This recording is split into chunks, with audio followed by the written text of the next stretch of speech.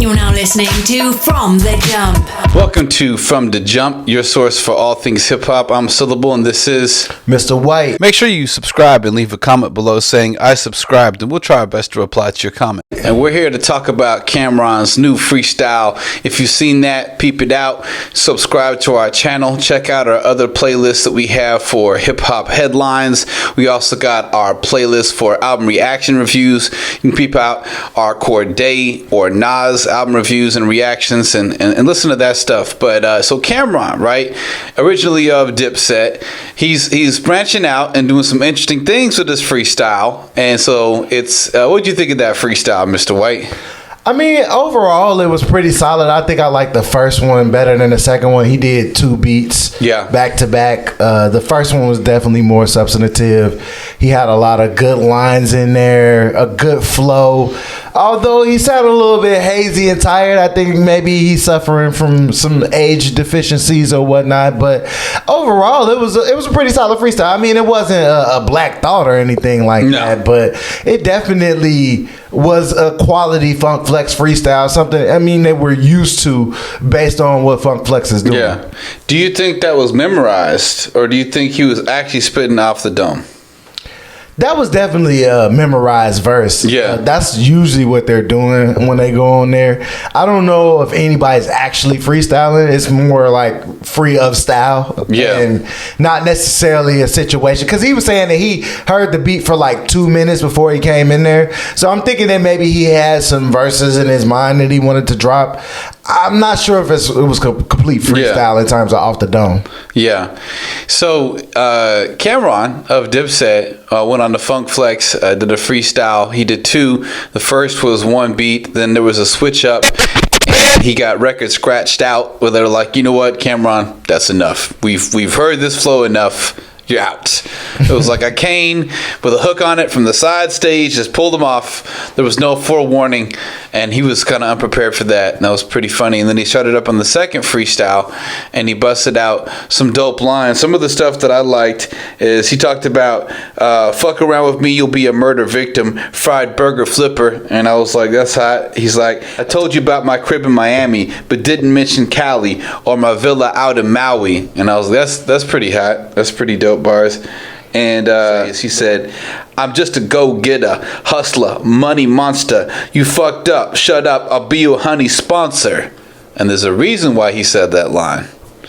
Well, he's definitely doing something interesting because I thought he was out to promote a project. He's talking about going to pinkhorsepower.net. And I, of course, went and followed the link. You know, I wanted to see what Camron was doing. Maybe he had some new work coming out.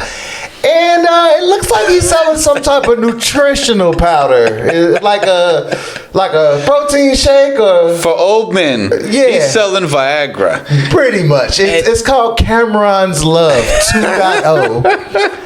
And it's called Pink Horsepower. He also had a blue horsepower version. Okay. And apparently this is his homemade Viagra. Homemade Viagra. You can get that in this episode of Breaking Bad with Cam. In his trailer, he's made a combination of Viagra and methamphetamines. No, it's not that.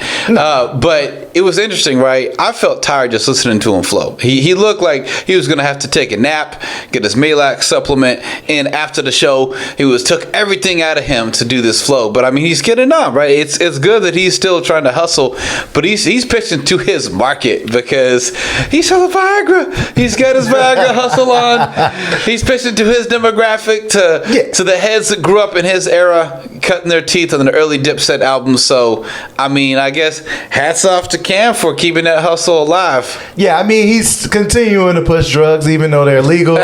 I wasn't very impressed by the ingredients or anything. It's just ginseng, ginger, and neem powder. So it might work. I mean, ginseng has been known to do a lot of things. Ginger is anti-inflammatory. I do believe in Eastern and natural medicine. So I'm not against what he's doing. It's just interesting that he's using his platform. And yeah, he's using his very token 2000s flow.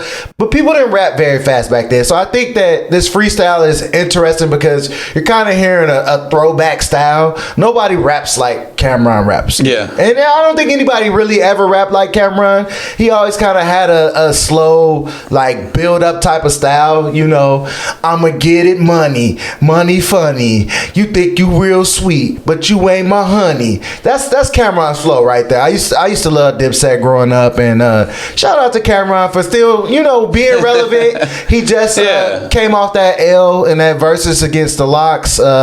His crew couldn't really hold up to the bars, but it's cool. He said he still got a check. Yeah. He was invested in the company Thriller before it actually went public, so he's clearly making some good business moves, and I think that's always been Camron's thing. I mean, a lot of people say that he's a very astute businessman, and I believe that.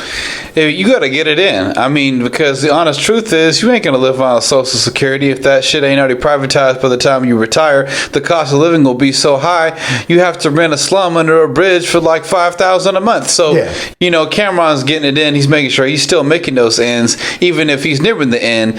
And some of the raps that I like that he freestyled, or quote unquote freestyle, rehearsed, or whatever you want to call that version of, you know, funk flex moments. I be the manager, clean her up like a janitor. I ain't no amateur. We going to the top. Hold on to the banister. And I thought that was pretty dope. He said, I sold weed when they used to call the shit dank. Name a year, any year. I ain't had a sick mate. Damn straight, my shit stank. 40-foot chandeliers. Piranhas in the fish tank. If it ain't Gilly Ganore, I ain't friends with you. Everybody else 100,000 for the interview. Fuck all your accolades. One big masquerade. They hid in my bedroom with flash grenades. And so I thought that was pretty dope. He's got some nice flows in there. He caught you with the bars. He's still bringing it. He's still got nicer flows than I've heard some people coming out with. He ain't mumbling his rap. He's pronouncing it. What did y'all think of the link to the freestyle? We'll put it up in the corner of the screen for the Camron Funk Flex freestyle. What'd you think of that? Have you listened to Dipset? Have you listened to Camron? How do you think he's holding up to legacy? I just want to say we appreciate you folks out there. Thanks for watching another episode of From the Jump. Peace.